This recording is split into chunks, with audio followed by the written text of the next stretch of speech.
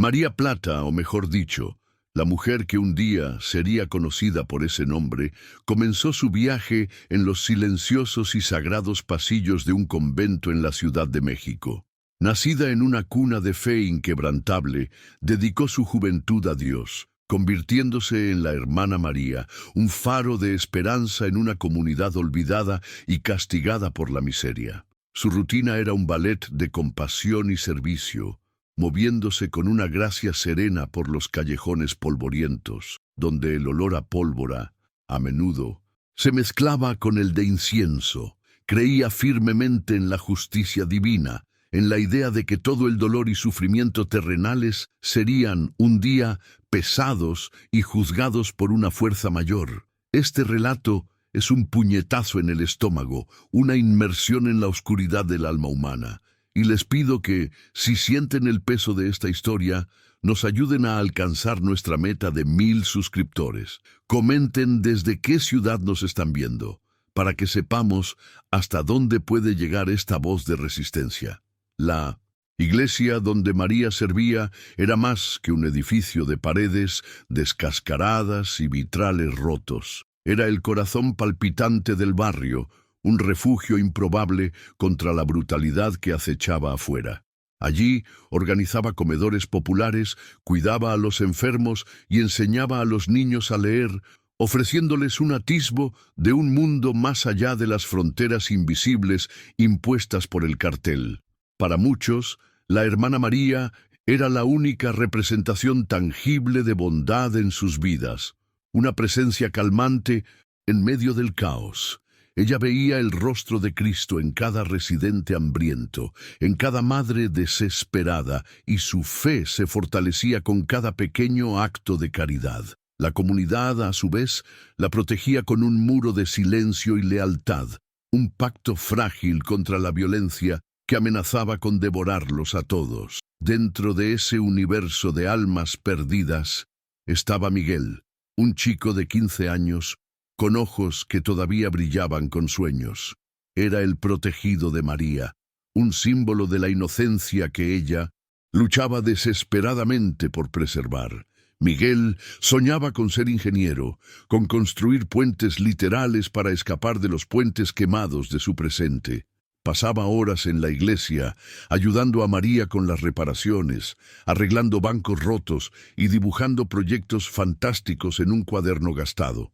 Para María, él era la prueba viviente de que la pureza podía florecer incluso en el suelo más arduo. No lo veía como un proyecto de caridad, sino como una promesa, el futuro que la comunidad merecía y por el cual rezaba todas las noches, pidiendo a Dios que lo protegiera de las garras del crimen. La sombra que se cernía sobre los sueños de Miguel y la paz de la comunidad tenía un nombre: el cartel de El Carnicero. Su presencia era un veneno lento, infiltrándose en cada aspecto de la vida. Sus halcones estaban en cada esquina, sus camionetas blindadas patrullaban las calles con una arrogancia mortal, y el sonido de sus fiestas, regadas de alcohol y violencia, resonaba en las noches. Un recordatorio constante de quién realmente ostentaba el poder. Extorsionaban a los pequeños comerciantes, reclutaban a los jóvenes a la fuerza y eliminaban a cualquiera que osara desafiarlos. La policía, cuando aparecía, era para recoger su parte de las ganancias o para arrestar a las víctimas, nunca a los agresores. El miedo era la moneda corriente y la iglesia de María era una isla de resistencia pasiva en un océano de terror. El conflicto interno de María era una tormenta silenciosa. Rodillas, en el frío altar de la capilla antes del amanecer, libraba sus batallas más difíciles. Rezaba por paciencia, por fuerza, por una señal de que Dios no había abandonado aquel pedazo olvidado del mundo. Su fe era su armadura, pero comenzaba a sentir el peso de sus grietas. ¿Cómo podía predicar sobre un Dios misericordioso cuando los niños pasaban hambre y hombres buenos eran asesinados impunemente a pocos metros de su puerta? Se aferraba a sus votos, a la creencia de que su papel era ofrecer consuelo, no justicia. Sin embargo, una semilla de duda e ira comenzaba a germinar en su corazón, una herejía peligrosa que cuestionaba el silencio divino ante tanta crueldad humana. En una tarde soleada, mientras el barrio parecía respirar un raro momento de tranquilidad, María y Miguel reparaban el viejo órgano de la iglesia. La luz que entraba por los vitrales coloreaba el rostro concentrado del muchacho, quien, con una habilidad sorprendente, ajustaba las piezas gastadas. En ese momento le confesó a María su mayor miedo, el de ser forzado a convertirse en uno de ellos, de que sus sueños de construcción fueran cambiados por un arma y una sentencia de muerte prematura. Él no quería ser un soldado del cartel. María tomó su mano, la piel áspera por el trabajo contrastando con la suya, y le prometió que Dios tenía un plan mayor para él, que ella no dejaría que el mal lo tocara. Fue una promesa hecha con toda la fuerza de su alma, una declaración de fe contra la abrumadora realidad. La advertencia llegó en forma de una visita del padre Antonio, un hombre mayor, cuyos ojos cargaban el peso de décadas de conflictos. Llamó a María en privado, su voz un susurro preocupado en medio de la sacristía. Le advirtió sobre su cercanía con Miguel, explicando que el chico, por su negativa a unirse al cartel, se había convertido en un ejemplo a combatir. Ellos no toleran la desobediencia, hermana. Tu protección lo convierte en un objetivo mayor, dijo él. El padre le aconsejó ser más discreta, no desafiar abiertamente el orden impuesto por los criminales, pero para María, proteger a Miguel no era un desafío, era un deber sagrado. La sugerencia de acobardarse sonó como una traición a su propia fe y a todo lo que ella representaba. Aquella noche, la misa pareció especialmente solemne. La luz de las velas danzaba en los rostros de los fieles, creando una atmósfera de santidad y comunión. María miró a la congregación, a las familias reunidas, a Miguel sentado en el primer banco con su madre, y sintió una ola de paz y propósito. Allí estaba su vocación, su vida. Creía que, a través de la oración y la perseverancia, podrían resistir a la oscuridad. Era una ilusión frágil, un último momento de inocencia antes de que el mundo real, con toda su furia y brutalidad, derribara las puertas de su santuario. La calma que precedía al huracán era engañosamente bella, un suspiro de esperanza antes del grito de agonía que cambiaría su vida y su destino para siempre. La tranquilidad de aquella noche fue una mentira que duró poco. La brutalidad irrumpió sin aviso, como un relámpago en cielo despejado. Miguel se dirigía a casa, todavía con el olor a incienso de la iglesia en su ropa, cuando una camioneta negra, sin placas y con vidrios polarizados, chirrió las llantas en la esquina. Hombres armados, con los rostros cubiertos por pasamontañas, saltaron del vehículo con la eficiencia depredadora de los lobos. No hubo palabras, no hubo negociación. El chico fue agarrado, su breve lucha sofocada por una mano callosa sobre su boca, y fue arrojado en la parte trasera del vehículo como un saco de granos. La puerta se cerró con un sonido metálico y final, y el auto desapareció en la oscuridad, dejando atrás solo el eco de su violencia y una nube de polvo que se asentaba lentamente sobre el asfalto manchado. La madre de Miguel, en un grito que rasgó el alma del barrio, corrió hacia la iglesia, cayendo a los pies de María en un llanto desesperado. El primer instinto de María, todavía la monja, la sierva de Dios, fue buscar la justicia de los hombres. Corrió a la comisaría local, el corazón martillando contra sus costillas, la fe en el sistema aún parpadeando. Allí encontró un escenario de apatía y desprecio. El oficial de turno, con un bigote manchado de café y ojos aburridos, apenas levantó la vista de su crucigrama. Escuchó el relato jadeante de María y se encogió de hombros, sugiriendo que el chico probablemente se metió con quien no debía. La impotencia la asfixió, una muralla de corrupción e indiferencia más impenetrable que cualquier pared de convento. El Estado, la ley, le habían dado la espalda. El carnicero decidió hacer del destino de Miguel un espectáculo público, una lección de poder para la aterrorizada comunidad. Llevaron al chico a la plaza central, el mismo lugar donde los niños jugaban durante el día. María llegó a tiempo para presenciar el horror, mantenida a distancia por los matones armados. El carnicero, un hombre corpulento con una sonrisa cruel y ojos vacíos de toda humanidad, rodeó a Miguel. «En este mundo, o eres un cazador o eres la presa», dijo, su voz resonando en el silencio mortal. Este chico pensó que las oraciones de una monja podrían salvarlo. Luego, con una frialdad calculada, sacó su pistola. El disparo resonó en la plaza, un sonido obsceno que perforó el corazón de María y silenció para siempre los sueños del joven ingeniero. El silencio que siguió al disparo fue más pesado que cualquier grito. Los residentes, forzados a observar, permanecieron congelados en sus puertas y ventanas, rostros petrificados por el miedo y el dolor. El carnicero y sus hombres se fueron, dejando el cuerpo de Miguel tirado en el suelo como una advertencia macabra. María finalmente logró soltarse corriendo hacia él. Se arrodilló en el polvo, el hábito blanco ahora manchado por la sangre que brotaba del pecho del muchacho. Sostuvo su mano, que ya perdía calor, y miró al cielo nocturno, esperando una respuesta, un consuelo, cualquier cosa.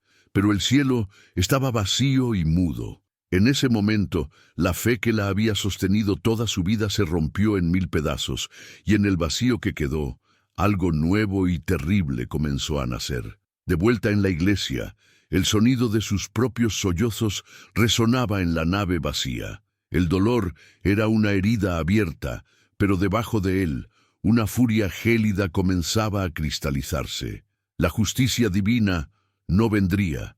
La justicia de los hombres era una farsa. Si Dios estaba en silencio, entonces ella sería su voz. Si la ley era ciega, ella sería su espada. Allí, frente al altar donde tantas veces predicó sobre el perdón, María tomó una nueva decisión, un nuevo voto. La hermana María, la sierva de la paz, murió junto con Miguel en aquella plaza. En su lugar, una sombra se alzaba, movida por un propósito profano y justo. Hay momentos en la vida que nos rompen de tal manera que solo nos queda usar los pedazos para luchar. Es por historias de tal giro que pido su apoyo. Su suscripción nos ayuda a seguir dando voz a quienes decidieron no callar más. El luto de María fue silencioso y frío, desprovisto de lágrimas. En el funeral de Miguel permaneció de pie en el fondo de la abarrotada iglesia, una estatua de hábito negro observando el dolor visceral de la comunidad. Mientras los demás lloraban y rezaban por un alma que ya se había ido, la mente de María estaba en otro lugar, calculando, planeando, diseccionando la estructura de poder que había asesinado a su protegido. El sonido de los cánticos fúnebres no era un consuelo, sino una banda sonora para su metamorfosis. Cada sollozo de un vecino, cada mirada perdida de la madre de Miguel, era un ladrillo más en la fortaleza de su nueva y terrible resolución. La compasión que antes la definía se había solidificado en un diamante de pura furia, duro y cortante. En los días que siguieron, la hermana María comenzó a desaparecer. Cambió su hábito por ropa oscura y funcional, que no restringía sus movimientos y le permitía mezclarse con las sombras de la noche. El convento se convirtió en su campo de entrenamiento. Las noches, antes dedicadas a la oración, ahora se gastaban en un régimen brutal de acondicionamiento físico, empujando su cuerpo más allá de los límites del agotamiento. Estudiaba los movimientos del cartel, mapeando sus rutas, horarios y puestos de vigilancia, usando años de observación pasiva como base para su inteligencia activa. El conocimiento que tenía de las calles, de los atajos y de los secretos susurrados en los callejones, antes usado para la caridad, ahora era afilado como un arma para la guerra que estaba por venir. Su santuario personal, la pequeña capilla anexa a la iglesia, se transformó en su arsenal y cuartel general. Allí ya no rezaba por paz, sino que se preparaba para el conflicto. Aprendió a usar el peso de su cuerpo, a transformar objetos cotidianos en armas improvisadas. El pesado crucifijo de plata que antes colgaba de su cuello se convirtió en un símbolo de su nueva identidad, pulido y afilado en su base. Así nació la leyenda de María Plata. El nombre, susurrado primero por ella misma en medio de la oscuridad, era una promesa y una amenaza. Plata por la plata de la justicia que ella dispensaría, una respuesta directa a la máxima del cartel, plata o plomo. Ella elegiría dar ambos. María sabía que no podría luchar sola.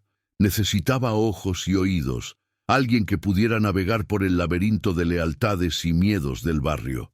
Su elección recayó en Sofía, una joven inteligente y audaz, cuya admiración por la antigua hermana María era casi devocional. En un encuentro secreto en la parte trasera de la iglesia, María reveló no su plan completo, sino la chispa de su intención. No le pidió a Sofía que luchara, sino que escuchara. Te ven como una niña, invisible, usa eso. Instruyó María, su voz desprovista de la amabilidad de antes, ahora con un timbre de acero. Sofía, viendo el dolor y la furia en los ojos de su mentora, aceptó sin dudar, convirtiéndose en la primera recluta de su ejército de una sola mujer. La transformación de María no pasó desapercibida para el padre Antonio. La confrontó en la sacristía, el olor a velas y cera vieja llenando el aire tenso entre ellos. ¿En qué te estás convirtiendo, hija?, preguntó, la preocupación grabada en cada arruga de su rostro. María lo encaró. Sus ojos ya no reflejaban la luz de los vitrales, sino que la absorbían. Me estoy convirtiendo en la respuesta de Dios, Padre, ya que Él eligió el silencio. Yo seré su grito. La respuesta blasfema lo sorprendió, pero en el fondo de su alma cansada no pudo negar la verdad contenida en aquel dolor. La reprendió, apeló a sus votos, pero vio que la mujer que conocía ya no existía. La dejó ir, convirtiéndose en un cómplice pasivo de su guerra santa y profana. Su primera acción fue quirúrgica y simbólica.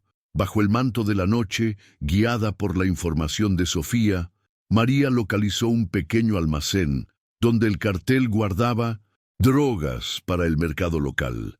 No usó bombas ni armas de fuego. Con una agilidad fantasmal, se infiltró en el lugar, abriendo bidones de queroseno y esparciéndolos sobre los paquetes de cocaína. Una sola llama de una cerilla fue suficiente. El fuego que consumió el cargamento ilegal fue un bautismo, una declaración de guerra silenciosa. Observó las llamas desde lejos. El calor en su rostro no se comparaba con el incendio que ardía dentro de su alma. El humo que ascendía a los cielos era su primera ofrenda a una nueva forma de justicia. La reacción del cartel fue inmediata, pero equivocada. El carnicero, informado sobre el incendio, rugió de ira, culpando a un cartel rival más pequeño que intentaba invadir su territorio. La idea de una amenaza interna, de un enemigo surgiendo desde dentro de la comunidad que oprimía, era inconcebible para su mente arrogante. Envió a sus hombres a tomar represalias contra los sospechosos equivocados, derramando más sangre inocente y profundizando el ciclo de violencia. Esta subestimación fue el mayor activo de María. Mientras el lobo cazaba en la dirección equivocada, la oveja que despreciaba estaba afilando sus garras, preparándose para el próximo ataque, aprendiendo de los errores y la presunción de su enemigo. El segundo ataque fue más audaz y tuvo un impacto directo en la comunidad. María interceptó a uno de los cobradores de extorsión del cartel, un hombre conocido por su crueldad con los comerciantes locales. En un callejón oscuro, lo desarmó con una velocidad y precisión que lo dejaron atónito. No lo mató, en cambio, lo dejó atado y amordazado, tomando la bolsa llena del dinero ganado con el sudor de los residentes. A la mañana siguiente, el padre Antonio encontró la caja de donaciones de la iglesia abarrotada de billetes, mucho más de lo que la empobrecida congregación podría ofrecer. Entendió de inmediato el origen del milagro, y un escalofrío recorrió su espalda. La guerra de María no era solo de destrucción, era también de retribución. Fue entonces cuando los susurros comenzaron. En las esquinas, en los mercados, dentro de las casas, la gente hablaba de una figura sombría, un ángel vengador que castigaba a los culpables y protegía a los inocentes. La llamaban Plata. El nombre se extendió como un reguero de pólvora cargado de miedo y esperanza. Para los miembros de bajo rango del cartel, la palabra se convirtió en un presagio de mala suerte. Las herramientas desaparecían, los autos no arrancaban y se veían sombras en la oscuridad. Para los residentes era una señal de que ya no estaban solos, de que alguien estaba luchando por ellos en las tinieblas. María, sin saberlo, se estaba convirtiendo en más que una vengadora. Se estaba convirtiendo en un símbolo, una leyenda urbana forjada en fuego y fe rota. La anomalía en las calles llamó la atención del detective Morales, uno de los pocos policías honestos que quedaban en la ciudad. Los incidentes eran extraños, precisos, eficientes y sin el baño de sangre característico de las guerras de pandillas. Investigó la escena del incendio y escuchó los rumores sobre el dinero devuelto. Nada tenía sentido en el ecosistema criminal que conocía. Los ataques parecían tener una motivación moral, una característica peligrosamente ausente en ese mundo. Sus investigaciones, basadas en el instinto y en la exclusión de lo imposible, comenzaron a apuntar en una dirección improbable: la comunidad victimizada y su centro geográfico y espiritual, la iglesia local. La figura de una monja enlutada y solitaria comenzó a surgir en su mente. La inevitable escalada ocurrió en una noche húmeda. Una patrulla de rutina del cartel acorraló a María mientras regresaba de una misión de reconocimiento. Eran dos, jóvenes y arrogantes, y la confundieron con una residente cualquiera fuera de casa después del toque de queda informal. Cuando intentaron agarrarla, la respuesta fue inmediata y letal. En un borrón de movimiento, el crucifijo de plata en su mano se convirtió en un arma. Un golpe preciso en la tráquea de uno, un movimiento de desarme y el propio cuchillo del otro siendo usado en su contra. Cuando terminó, estaba de pie, jadeando sobre los dos cuerpos. El silencio del callejón fue roto solo por el sonido de su corazón acelerado. Había cruzado un umbral, había quitado una vida. El acto la sacudió profundamente. Se retiró a la oscuridad de la iglesia, sus manos temblando incontrolablemente. La mujer que un día no podría herir a una mosca, ahora era una asesina.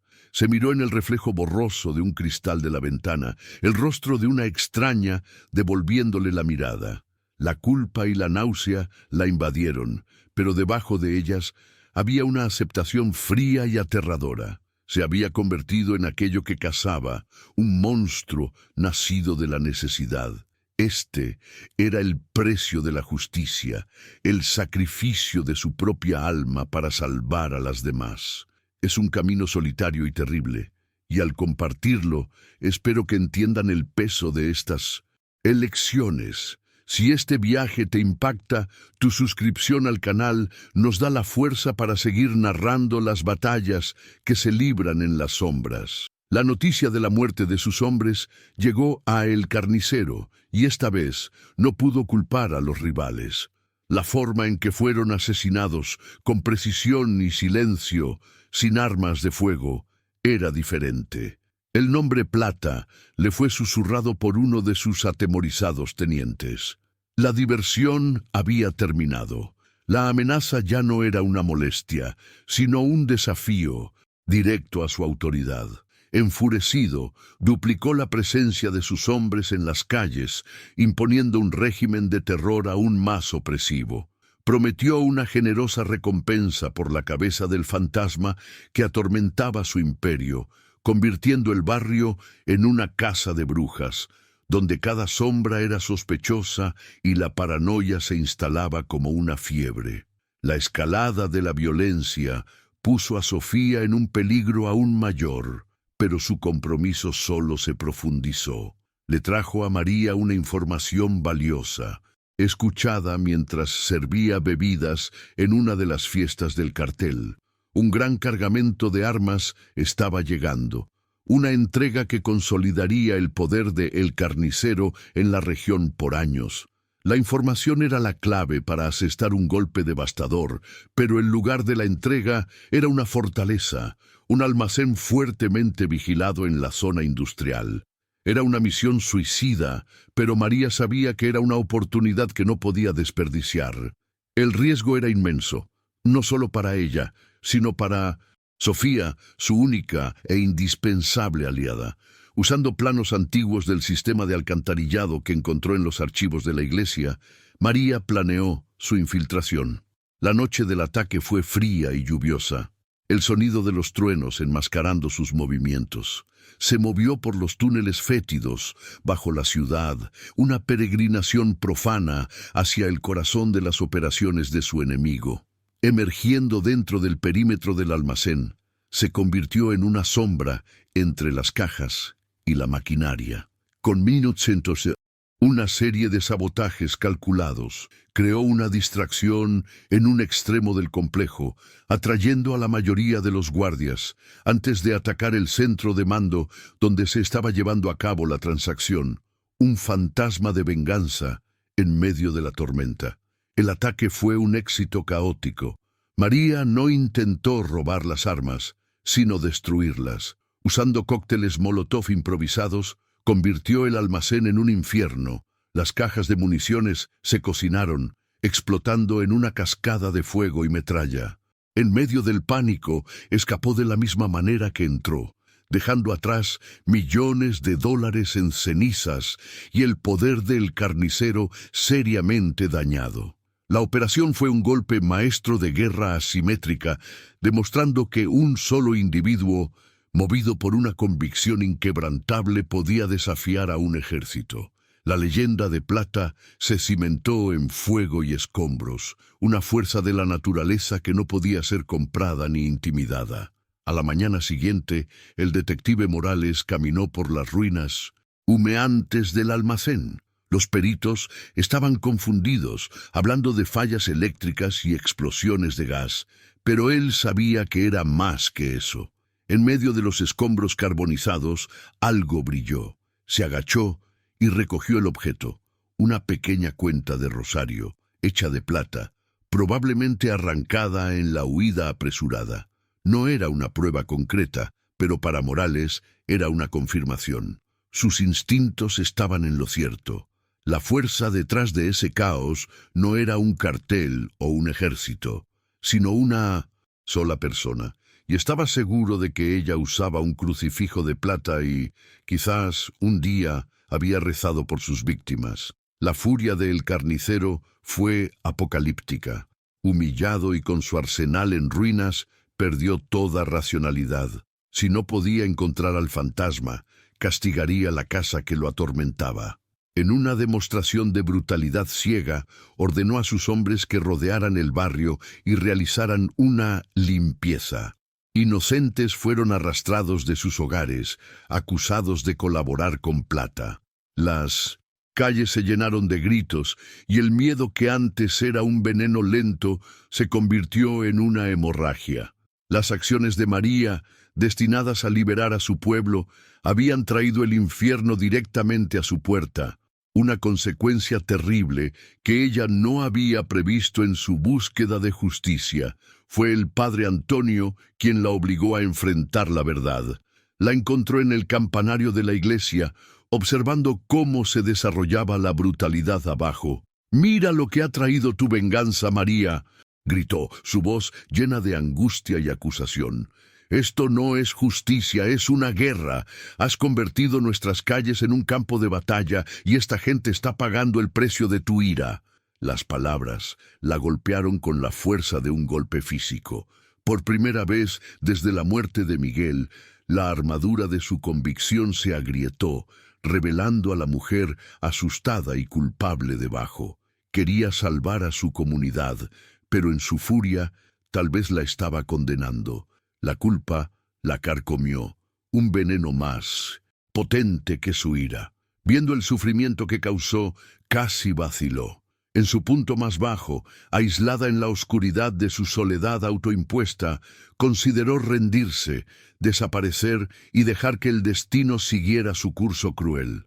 El peso de cada vida perdida, tanto las que ella quitó como las que fueron sacrificadas por su causa, amenazaba con aplastarla. El viaje de la venganza, que parecía tan claro y justo al principio, ahora se revelaba como un laberinto moral sin salida, donde cada paso adelante la hundía aún más en la oscuridad que había jurado combatir. Se preguntó si todavía quedaba alguna parte de la hermana María dentro de ella, o si Plata lo había consumido todo. Fue en esa encrucijada de duda que el detective Morales la encontró. No vino con una patrulla ni una orden judicial, sino solo, acercándose a ella en un mercado casi vacío. La conversación fue breve y cargada de subtexto. «Quienquiera que esté haciendo esto», dijo sin mirarla directamente, «solo está provocando a la bestia. Y cuando la bestia se da la vuelta, devora todo a su alrededor». No era una amenaza, sino una advertencia, quizás incluso una súplica. Sabía que no podía detenerla, tal vez ni siquiera quería, pero le estaba advirtiendo que su guerra de guerrillas estaba causando daños colaterales insostenibles. La dejó con una elección implícita: retroceder o llegar hasta el final. Las palabras de Morales y la visión de su pueblo sufriendo forjaron una nueva claridad en su mente. Atacar las operaciones del cartel no era suficiente, solo enfurecía a la bestia. Necesitaba cortar la cabeza de la serpiente. La única manera de acabar con el sufrimiento era eliminar a El Carnicero y a sus tenientes más cercanos. Era un cambio de estrategia, de sabotaje a asesinato selectivo. Una misión mucho más peligrosa y que la empujaría a un punto de no retorno moral. Contactó a Sofía con una nueva petición. Ya no información sobre cargamentos o depósitos, sino sobre la rutina personal de El Carnicero, sus hábitos, sus debilidades, los lugares donde se sentía seguro. Su primer intento fue contra el brazo derecho de El Carnicero, un hombre sádico conocido como El Perro.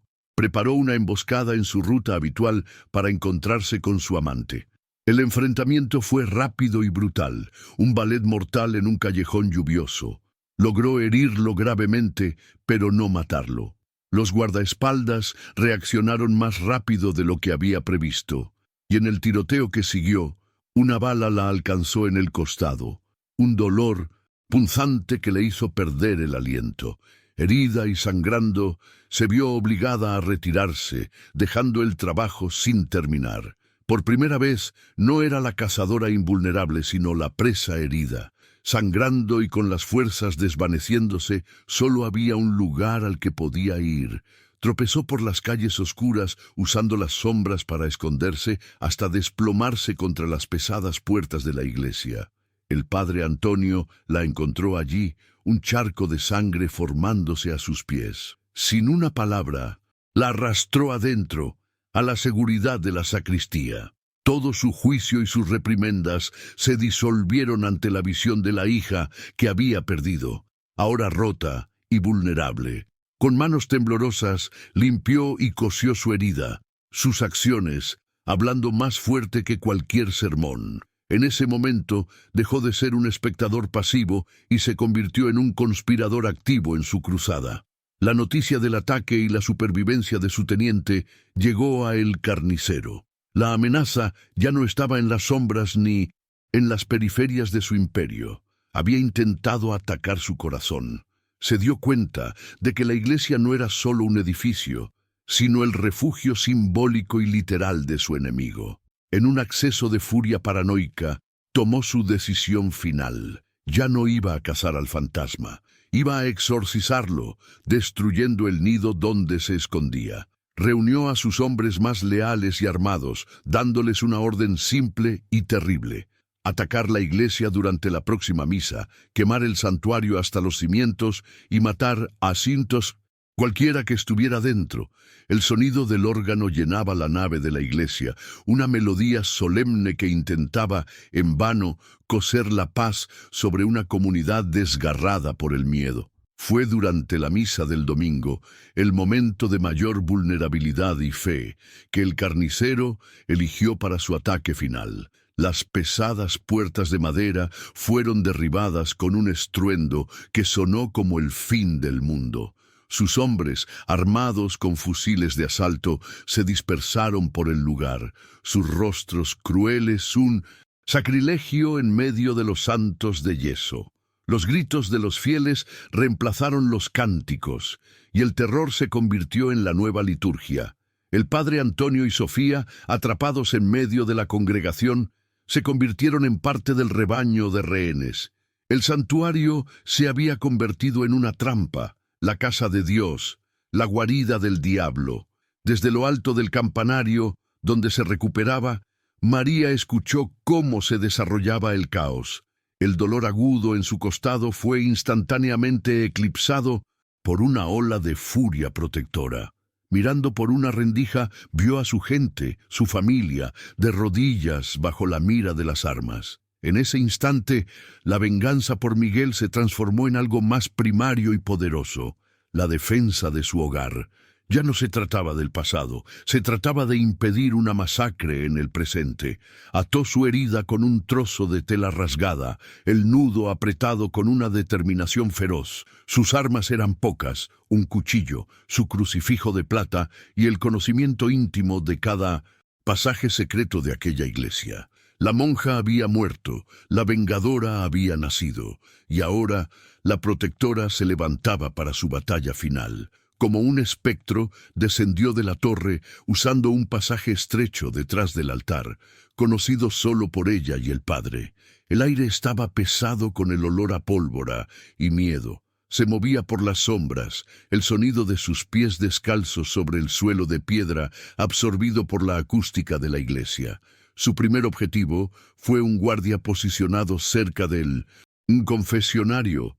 No la oyó llegar. Un brazo alrededor de su cuello, un movimiento rápido y preciso, y cayó sin un sonido. Tomó su pistola, el peso extraño y frío en su mano. Cada pilar, cada nicho oscuro era un aliado en su guerra santa. Se convirtió en la personificación de la ira divina que tanto había cuestionado, un ángel de la muerte moviéndose invisible por su propio templo profanado. En el altar, el carnicero se deleitaba con el poder, se burlaba de la fe de los rehenes, pateando Biblias y derribando candelabros. «¿Dónde está su Dios ahora?», gritaba, su voz resonando grotescamente. «¿Dónde está el fantasma, la plata que debería protegerlos?». Para forzar la aparición de su enemigo, agarró a Sofía, arrastrándola hacia el frente y presionando el cañón de su pistola contra la sien de la chica. «Voy a contar hasta 3», anunció a la oscuridad.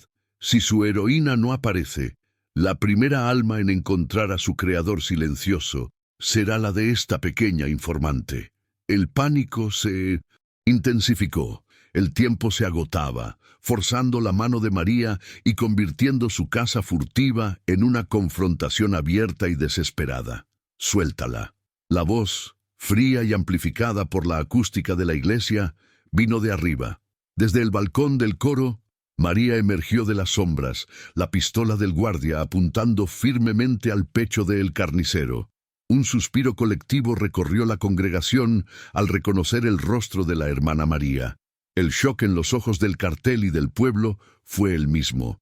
Antes del primer disparo, un pensamiento final se solidificó en su mente.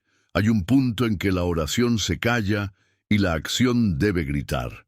Para salvar lo que amas, debes convertirte en aquello que más temes. Llega un momento en que no se puede retroceder más. Te conviertes en la tormenta. Si crees que hay luchas por las que vale la pena darlo todo, tu suscripción nos ayuda a honrar historias de sacrificio como esta. Y entonces disparó. El primer disparo dio inicio a un infierno de sonido y furia.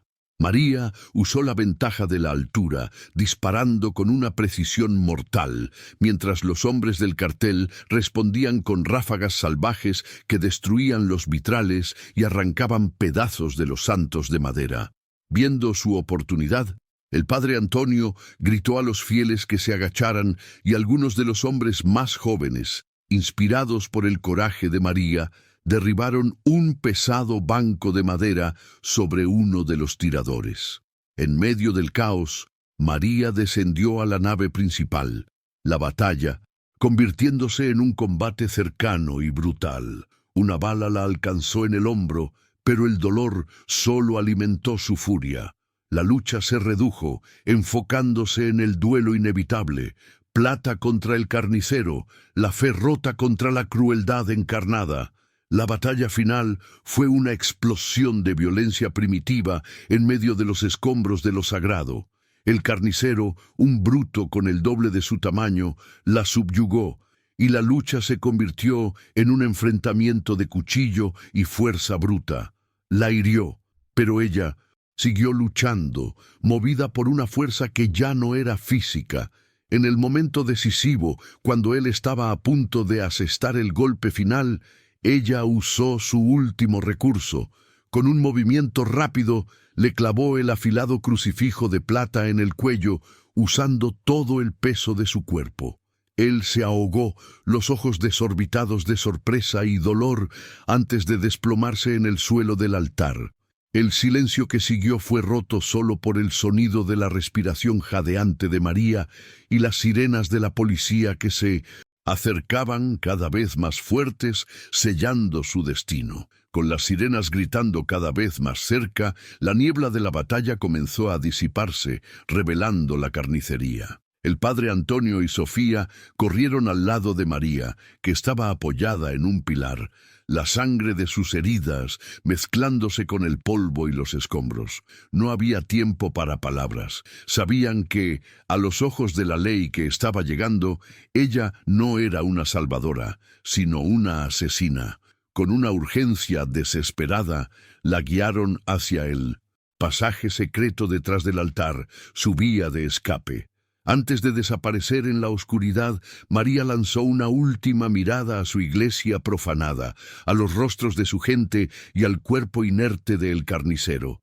No había triunfo en sus ojos, solo el vacío profundo y doloroso del sacrificio, la constatación de que, para salvar su hogar, tuvo que destruirlo, y a sí misma junto con él.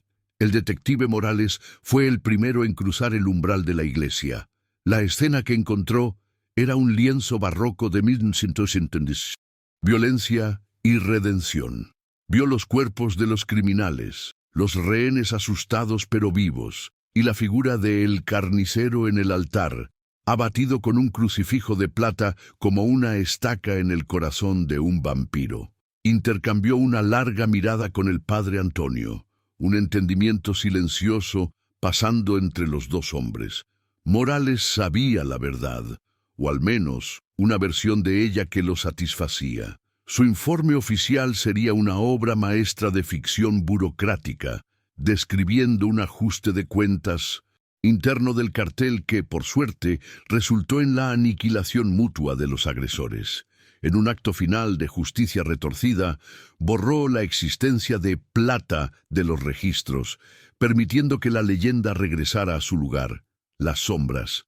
En los meses que siguieron, una paz inusual se instaló en el barrio. Sin su líder, el cartel se fragmentó en facciones más pequeñas y débiles que fueron rápidamente engullidas por rivales o arrestadas por la policía. Poco a poco, la comunidad comenzó a respirar de nuevo. La iglesia fue reconstruida en trabajos comunitarios, cada ladrillo colocado un acto de fe y resiliencia. Los niños volvieron a jugar en la plaza donde Miguel había sido asesinado. Su risa un exorcismo contra el fantasma de la violencia. El nombre, María Plata, nunca se decía en voz alta, pero estaba presente en todas partes. En la gratitud silenciosa de los comerciantes, en las oraciones de las madres y en la libertad recién descubierta. Estaban libres, un regalo comprado con el alma, de una mujer que nunca volverían a ver. Lejos de allí, en una ciudad costera anónima, una mujer con cicatrices visibles e invisibles observaba el océano. María ya no existía. Era otra persona ahora, con otro nombre, otra vida. Trabajaba con sus manos, en empleos sencillos que la mantenían ocupada y la mente tranquila. A veces, por la noche, los rostros de aquellos que mató la visitaban en sus sueños, pero también el rostro sonriente de Miguel. Había conquistado la justicia, pero la paz era un país extranjero para el que nunca tendría visa. Su viaje de venganza la liberó del dolor de la impotencia, pero la condenó a una vida de soledad, para siempre una fugitiva de sí misma, una santa para su pueblo y una pecadora para su propia alma.